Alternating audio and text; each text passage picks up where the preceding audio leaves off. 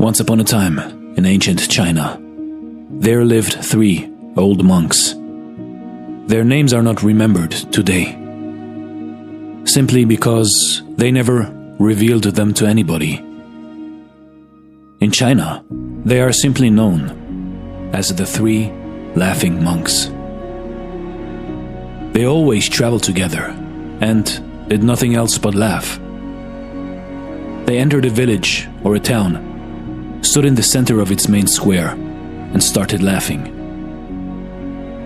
Slowly but surely, the people who lived and worked there, and the passers-by, couldn't resist and had to start laughing as well. Until a small laughing crowd had formed, and eventually the laughing had spread to the whole village or town. That was the moment when the 3 old monks moved on to the next village. Their laughter was their only prayer, all of their teaching, because they never spoke to anybody. They just created that situation. All over China, they were loved and respected. The people had never known such spiritual teachers before or after. They seemed to communicate that life should be taken only as a great opportunity to laugh, as if they had discovered some kind of cosmic joke.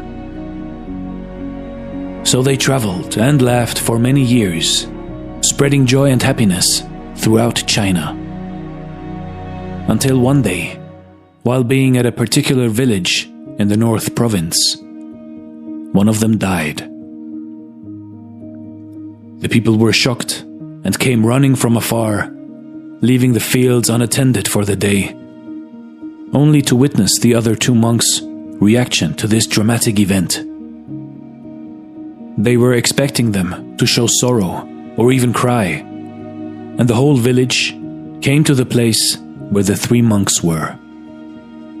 2 alive and 1 dead. But the 2 remaining monks were laughing only harder. They were laughing and could not seem to stop. So that a few of the good people who were assisting to this scene in disbelief approached them and asked them why they weren't mourning at all for their deceased friend. And for one time, the monks actually responded. Because yesterday, on our way to your village, he proposed a bet on who of us would beat the other 2 and die first. And now he won, the old rogue.